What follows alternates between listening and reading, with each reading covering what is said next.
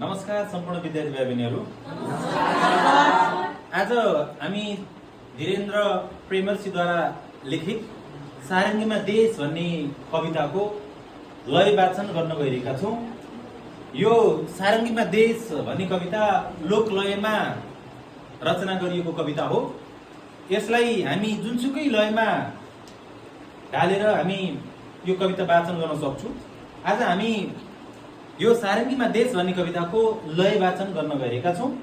यो कवितालाई हामी हाम्रै सुदूरपश्चिमको लय सीता वनवास भन्ने लयमा हामी गाउन गइरहेका छौँ, वाचन गर्न गइरहेका छौँ।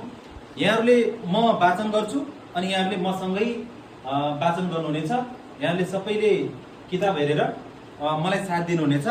हाम्रो सुदूरपश्चिममा प्रचलित सीता वनवास भन्ने लयमा हामी यो कविता वाचन गर्न गइरहेका छौँ। विद्यार्थी भाइबहिनीहरू, आज हामी सारङ्गीमा देश भन्ने कवितालाई को लयबोध गर्न गइरहेका छौँ।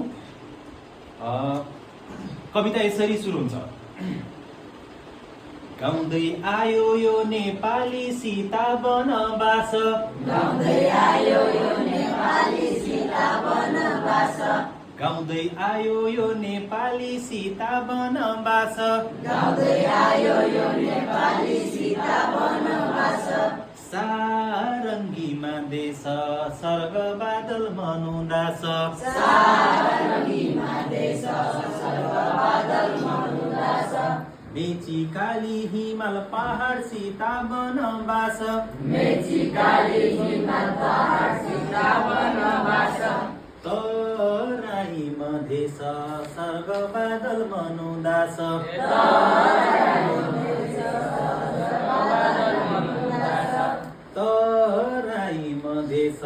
सर्ग बादल मनुदास।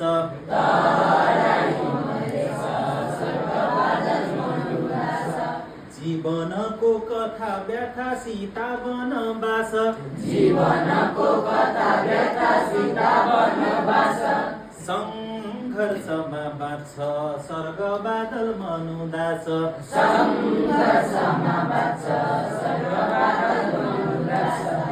हाम्रै आँसु हाँसो सँग सीता वनवास, हाम्रै आँसु हाँसो सँग सीता वनवास। सधैँ रुन्छ हाँस सर्ग बादल मनुदास, सधैँ रुन्छ हाँस सर्ग बादल मनुदास। सृजनामा रम्दै अनि